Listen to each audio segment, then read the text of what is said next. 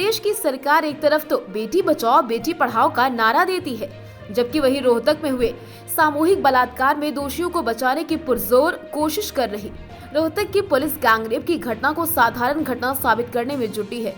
जबकि पुलिस का वक्तव्य होता है कि वो निष्पक्ष जांच करते हुए दोषियों को सजा दिलाए। कि रोहतक शहर के प्रभावशाली राजनीतिज्ञों की शह पर पुलिस दोषियों को बचाने में जुटी। उन्होंने कहा कि फोरेंसिक जांच की रिपोर्ट आने से पहले ही पुलिस ने दोषियों को क्लीन चिट दे दी है, जो कि बेहद शर्मनाक। अशोक तंवर का कहना है, अगर इसी तरीके की घटनाएं होती रही तो लिंगानुपात को बढ़ाने के सारे प्रयास विफल हो जाएंगे, क्योंकि जब भी कोई बेटी या महिला किसी कार्य के लिए घर से बाहर निकलेगी तो उसके परिवार वालों को उसकी अस्मत की चिंता सताती रहेगी। कोई रसूखदार व्यक्ति उनकी बेटी के साथ भी इस प्रकार की घटना का पुनरावृत्ति कर सकता। उन्होंने कहा, प्रदेश में सत्तासीन सरकार में महिला खिलाड़ी, छात्रों व महिलाओं के साथ निरंतर इस प्रकार की घटनाएं होती हैं, लेकिन सरकार इन घटनाओं को रोकने में पूरी तरीके से नाकामयाब है। पीड़िता के परिवार से मिलकर उन्हें आश्वासन देते हुए कहा, जब तक इस बेटी को इंसाफ नहीं मिलता हम चुप नहीं बैठेंगे, दोषियों को सजा दिलाने के लिए हर संभव कोशिश करेंगे। उन्होंने पीड़िता की पहचान उजागर करने पर भी प्रशासन के खिलाफ अपनी नाराजगी व्यक्त की। मीडिया कर्मियों के जरिए से मुख्यमंत्री हरियाणा सरकार से इस मामले में निष्पक्ष जांच की मांग करते हुए कहा, मुख्यमंत्री इस घटना का फौरन संज्ञान लेते हुए दोषियों को कड़ी से कड़ी सजा दिलाएं। दोषियों को बचाने की कोशिश करने वाले सभी व्यक्ति को दंडित कराया जाए, ताकि समाज में घूम रहे दरिंदों के सामने एक मिसाल कायम हो। ऐसे घिनौने कृत्यों में शामिल किसी भी व्यक्ति को कानून द्वारा बख्शा न जाए। कहने को तो क्या कहूँ मैं, इस बच्ची को देखकर आत्मा रो रही है कि आज किस प्रकार से हमारी प्रदेश की हालात हो गई है और हमारी नन्ही नन्ही बेटियां आज कितनी अनसेफ, कितना बड़ा दुर्भाग्य है। इस 14 साल की बच्ची के साथ गैंगरेप करके जिस प्रकार का व्यवहार और जो कार्रवाई सुन के पुलिस की हो रही है, मन रोता है कि आज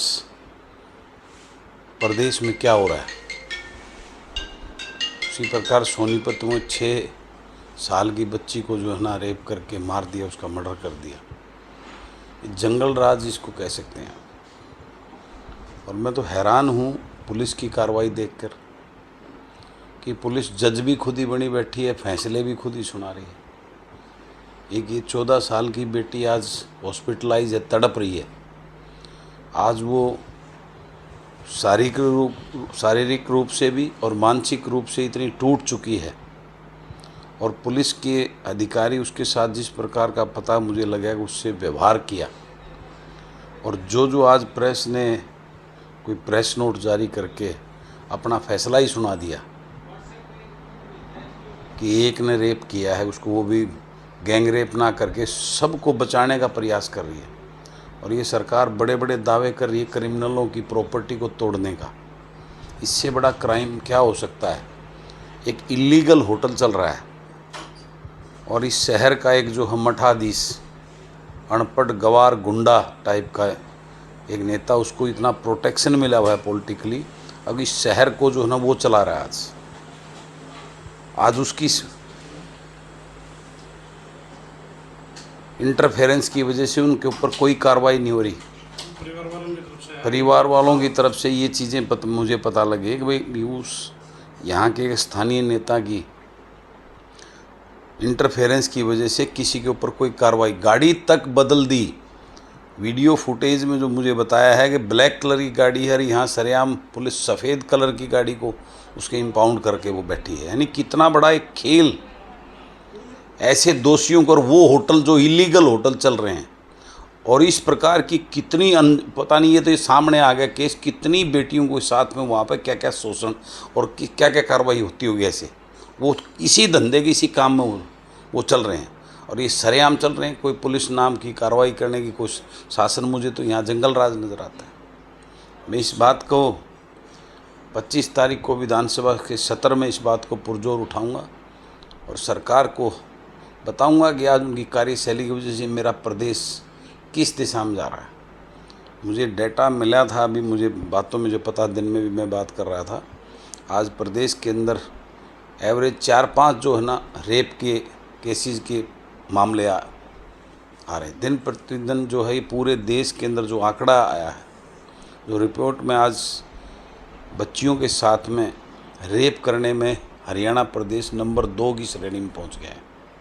ये हमारे लिए दुर्भाग्य है। जिस हरियाणा प्रदेश को हम दूध दही का खाना संस्कृति और भाईचारे के रूप में इस प्रदेश को जाना जाता है, इस प्रदेश की हालत किस प्रकार से हो गई। ये सरकार की फेलियर है टोटली।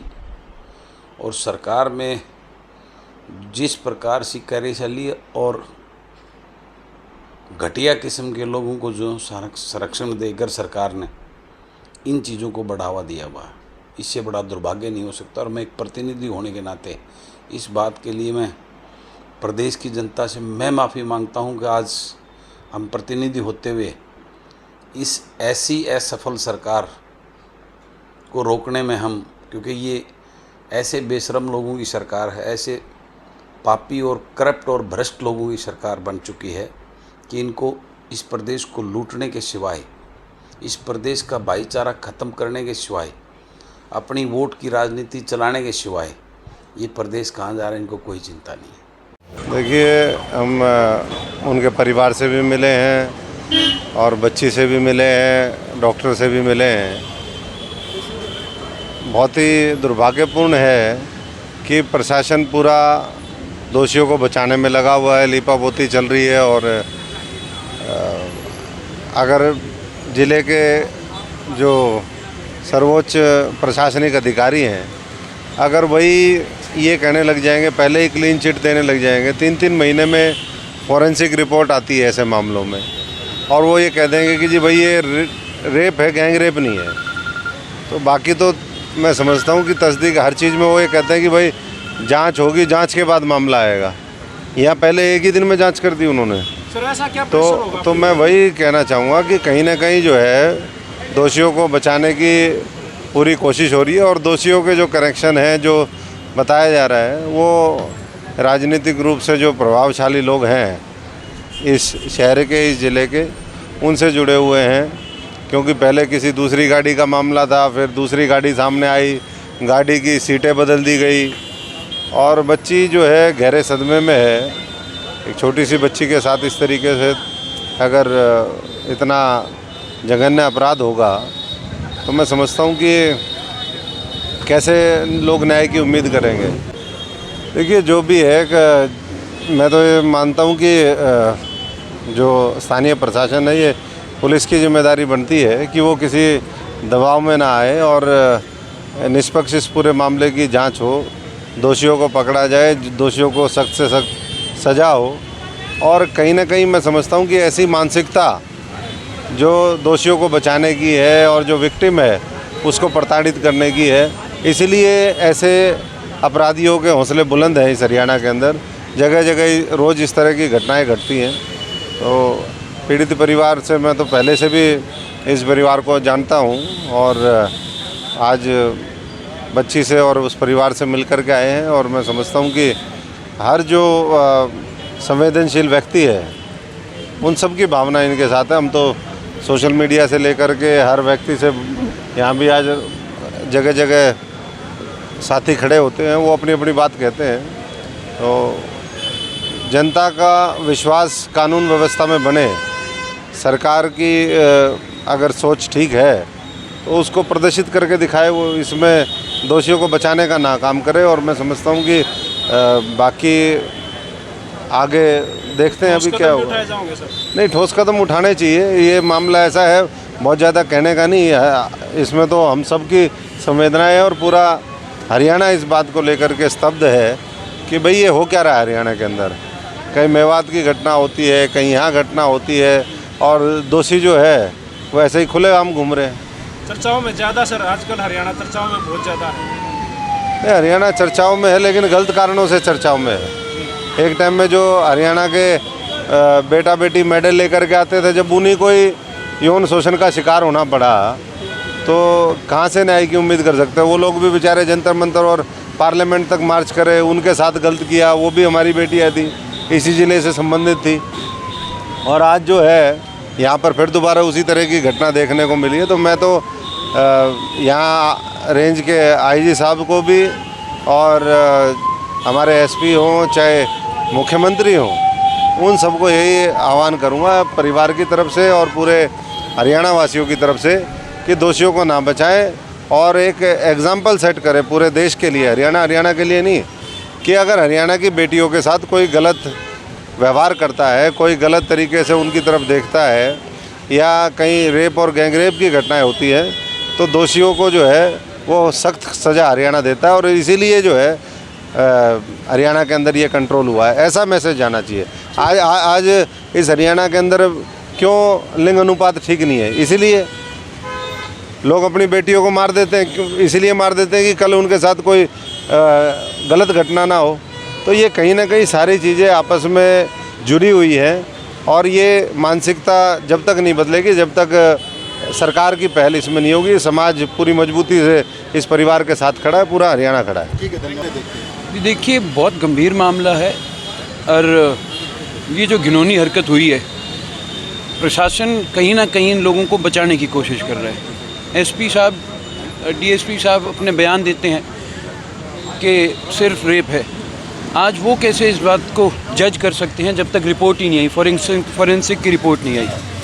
पहले इन्होंने सफ़ेद रंग की गाड़ी पेश करी, जब ये दबाव बनाया आप मीडिया के साथियों के द्वारा ये बात निकल के सामने आई, लोगों में इस बात की चर्चा हुई, फिर कल रात को उन्होंने दोबारा वो काली गाड़ी पेश करी।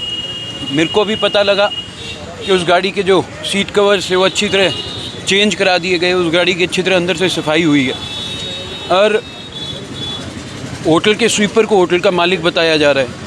तो कहीं ना कहीं साफ दिखाई दे रहा है कि सरकार में बैठे लोगों का दबाव है, इस करके प्रशासन कार्रवाई ढंग से नहीं कर रहा। इसमें एक पुलिस की तरफ से ऑफिशियल वर्जन आया कि जो माइनर है इसकी कंसेंट थी, इसको किस तरह से देखते हैं? पुलिस को ऐसा बोलना चाहिए? जी नहीं, बिल्कुल बहुत गलत बात है और सबसे बड़ा दोषी तो इसमें होटल का मालिक भी है। एक स्कूल ड्रेस में 14 साल की बच्ची होटल के अंदर गई कैसे? और अगर उनके सामने ये चीज़ हुई है तो सबसे पहले उनको पुलिस को इन्फॉर्म करना चाहिए था। ये तो पुलिस की बेशर्मी है जो इस तरह की बात कह रही है।